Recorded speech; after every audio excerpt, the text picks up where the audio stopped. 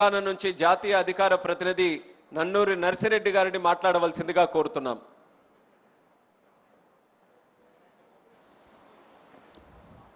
గౌరవనీయులైనటువంటి సభాధ్యక్షులు, తెలుగుదేశం పార్టీ జాతీయ అధ్యక్షులు నారా చంద్రబాబు నాయుడు గారికి, యువ నాయకులు నారా లోకేష్ గారికి, తెలుగు ప్రజల రాజకీయ పర్వదినమైనటువంటి మహానాడును వీక్షిస్తున్నటువంటి తెలుగుదేశం పార్టీ కుటుంబ సభ్యులకు, పత్రికా విలేకరులకు, మీడియా సోదరులకు నమస్కారాలు. ఈ మహానాడు వేదికపై 44 సంవత్సరాల తెలుగుదేశ ప్రస్థానంపై మాట్లాడే అవకాశం ఇచ్చిన జాతీయ అధ్యక్షుల వారికి ధన్యవాదాలు తెలియజేస్తున్నాను. రామన్న రూపుదిద్దిన పార్టీని, చంద్రన్న తీర్చిదిద్దిన పార్టీని నారా లోకేష్ గారు తుదిమేరుగులు దిద్దుతున్నాడని ఈ సందర్భంగా మీ అందరికీ కూడా గుర్తు చేస్తున్నాను. ఈ మహనీయుడు పెట్టినటువంటి తెలుగుదేశం ప్రస్థానంలో మనమందరం మమేకమయ్యాం. 44 సంవత్సరాలుగా తెలుగు జాతి కీర్తిని జాతీయ అంతర్జాతీయ వేదికలపై రెపరెపలాడించినటువంటి చరిత్ర మనది అని సందర్భంగా గుర్తు చేస్తున్నా. సోదరులారా, స్వర్గీయ నందమూరి తారక రామారావు గురించి మాట్లాడాలంటే, అతని పలకాలంటే పదాలు ప్రవాహాలై సాగిపోతాయి, రాయాలంటే అక్షరాలు అశ్వాలై పరిగెడతాయి. జననం లేని మరణం అతనిది, మరణించి జననం హృదయాల్లో జీవిస్తున్నటువంటి మహానాయకుడు ఎన్టీఆర్ గారు. అందుకనే ఒక తరానికి స్ఫూర్తిగా నిలిచాడు, ఒక తరానికి మార్గదర్శకుడు అయ్యాడు. అతడే ఒక ప్రేరణ, అతడే ఒక స్ఫూర్తి, అతడే ఒక చైతన్యం, అతడే ఒక దిక్సూచి, అతడే ఒక మార్గదర్శి. అలాంటి మహనీయుడు స్వర్గీయ నందమూరి తారక రామారావు గారని సందర్భంగా మనవి చేస్తున్నా.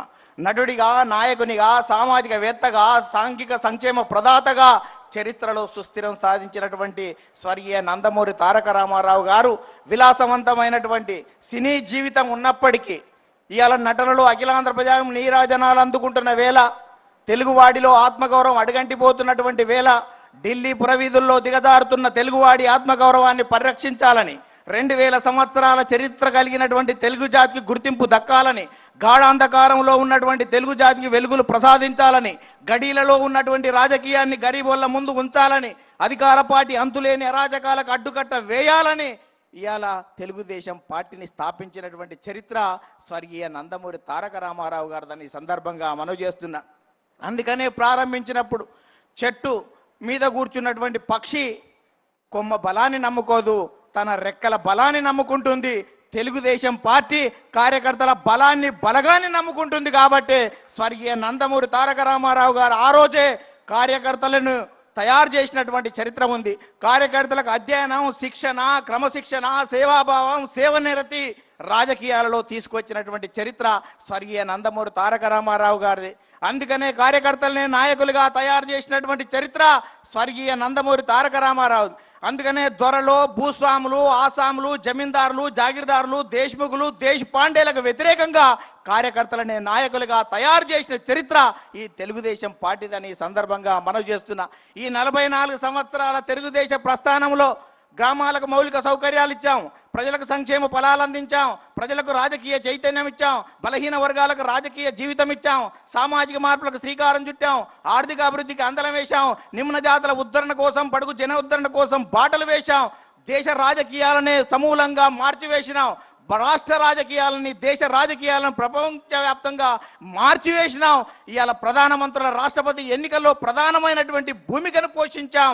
అందుకనే తెలుగుదేశం పార్టీ ప్రపంచవ్యాప్తంగా అనేక దేశాల్లో జెండా ఎత్తి తెలుగువాడి ఆత్మగౌరవాన్ని పాటించినటువంటి చరిత్ర మనది అని సందర్భంగా గుర్తు చేస్తున్నా.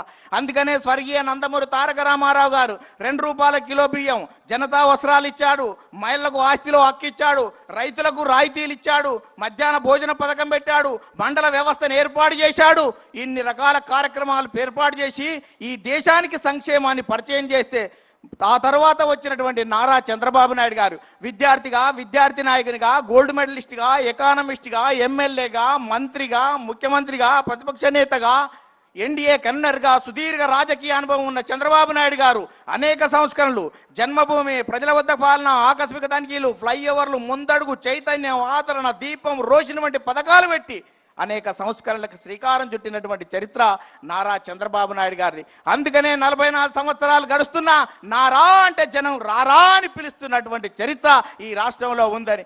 అందుకనే చంద్రబాబు నాయుడుకు ప్రపంచవ్యాప్తంగా ఉన్నటువంటి అవకాశాలను యువత పునికి పుచ్చుకొని వెదికి పట్టుకోవాలనే ఉద్దేశంతో ఇవాళ విద్యకు ప్రాధాన్యత ఇస్తే ఇవాళ హైదరాబాద్ ఉమ్మడి రాష్ట్రంలో మైక్రోసాఫ్ట్ వచ్చింది, ఇన్ఫోసిస్ వచ్చింది, IRDA వచ్చింది, IIIT వచ్చింది, నల్సార్ వచ్చింది, నిఫ్ట్ వచ్చింది, ఇవాళ నేషనల్ కన్స్ట్రక్షన్ వచ్చింది, బయోటెక్నాలజీ పార్కు వచ్చింది, హైటెక్ సిటీ వచ్చింది, శిల్పారామం వచ్చింది.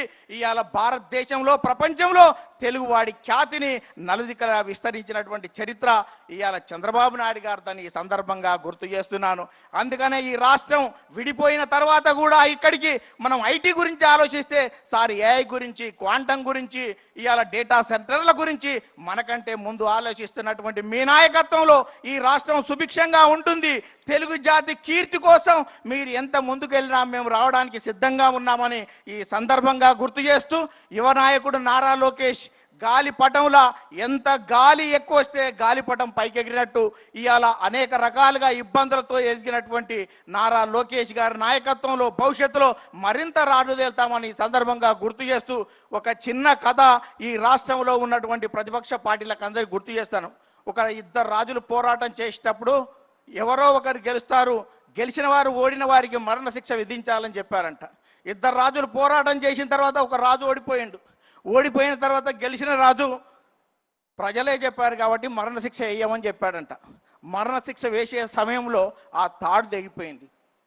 తాడు తెగిపోతే మళ్ళా అతను ఉరిదీసేవాడు రాజుకాడికి వచ్చి, రాజా ఉరిదీసే సమయంలో తాడు తెగిపోయిందంటే వాని పాపాన వాడు పోతాడు, వాని క్షమించురా అన్నాడంట.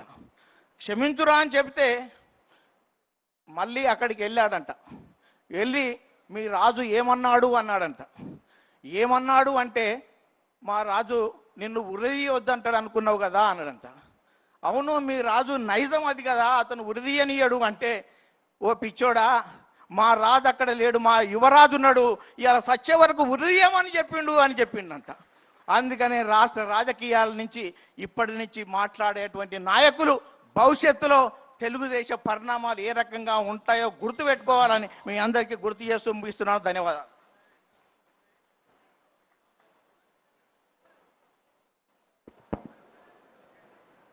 మాటల మాంత్రికుడు నన్నూరు నర్సిరెడ్డి గారు